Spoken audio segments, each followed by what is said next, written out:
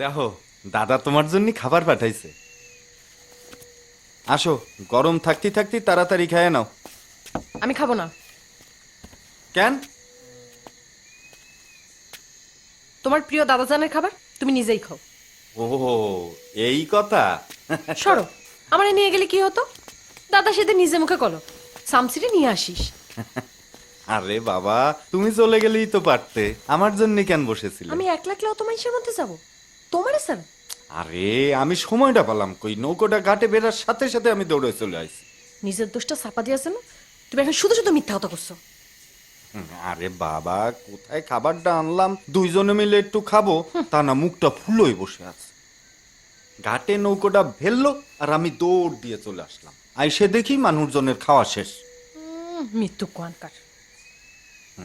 আরে আমি মিথ্যে কথা করছি না, সত্যি সত্যি তুমি খাওনি? সত্যি খাইনি।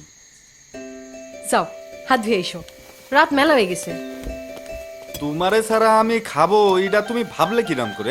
হইছে। বাসনাটা এখনো যায়নি ঠিক মতো। খাতিও যেমন হয়েছে, গন্ধও সেই। হাতে কি হয়েছে? কই কিছু না। তাড়াতাড়ি ভিতরে আসো।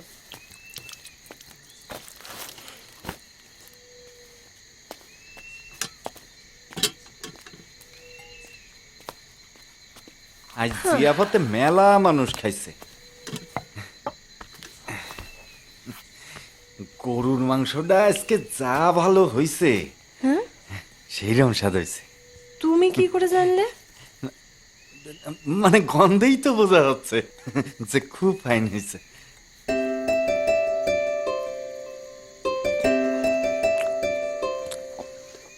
খুব মজা হয়েছে। দুপুরে তো আরো স্বাদ লাগেছে।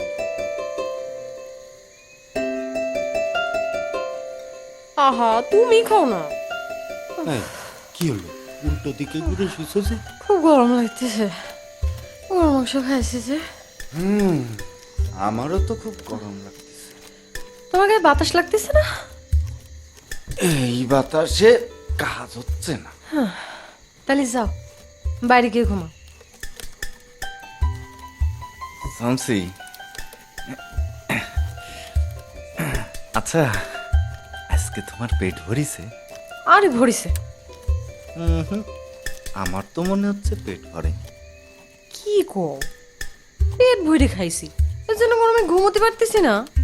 কই দেখি কেমন পেট ভরি।